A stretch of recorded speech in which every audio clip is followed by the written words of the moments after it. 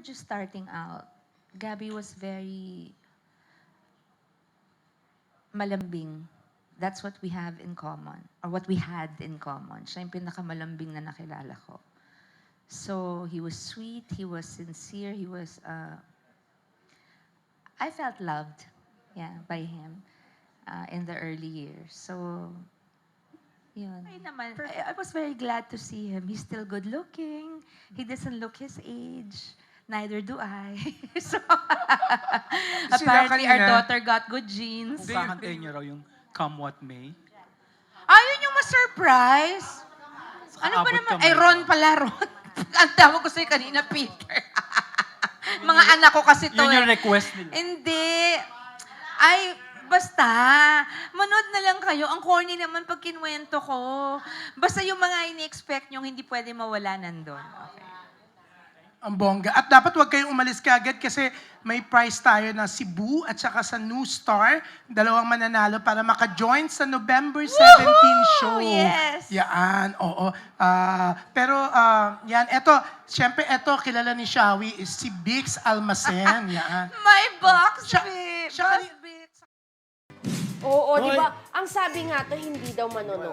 Oh, Ng Dear Heart. Which is, Given, ano naman, naintindihan naman yes, natin, understandable. Pero ako, kahit naiintindihan natin, dapat manood sila. Parang Sa support totoo na lang para Oo. kay ano, kay Para kay Sharon. Sharon. Cuneta. Pero ang balita rin daw, si Miel at si Frankie, di umano ay hindi rin daw manonood. Sabi Pero ganun, siguro, diba? syempre kung manonood sila, to may mararamdaman pa rin yun na awkwardness, Oo, di ba? siguro ganun. Kasi syempre, past love yan eh. Pero ang importante talaga dyan nandyan sa concert, ang dapat manood talaga ay si Casey. Diba? Dahil Pero mga kasi magulang naman, yun eh. Oh. Diyos ko, ang tagal-tagal naman na yun. Pero Diba, kahit matagal na siya to, kasi makikita mo ang lahat ng mga fans na manonood mostly, siniship yung love Correct. team nila eh. At baka sa part ng concert, papakita rin yung mga pelikula ng Yes. Gabby Sharon. Tapos may mga intimate moments Yes, sila. yung mga Tapos magpapanood ni Kiko para kahit paano. Di ba Naku, Diyos pa ko, rin siya? ang May tagal-tagal ganun eh. na. Ilan na mga anak nila, grabe naman. Pero hindi mo maiiwasan kasi doon to yung mga Ay, hindi. mga Ako- kulitan, yung ako, mga hindi, lambingan. para sa akin, di ba, na daw ito. Para sa akin, kung bago-bago sana, yung nakailang Pwede. anak na, 3 na ata o Agree na rin din ako kay Rodel. Diba? Kasi ako nga, di ba? Pero kasi, meron mga yung sabi na awkward ang dating sa kanila. Awkward naman Pero yun kasi. sabi naman mo, ako sa gitna, matagal na naman nangyari. At Oo. tanggap na naman nila yung isa't isa. Yeah. May kanya-kanya silang pamilya. Dapat naman doon, to support na rin ni Kiko, si Sharon Cuneta. Oo, pero ano mo, hindi ko makalimutan yung lagi sinasabi ni Sharon. Kahit nung magkita sila, malambing pa rin talaga si Gabby.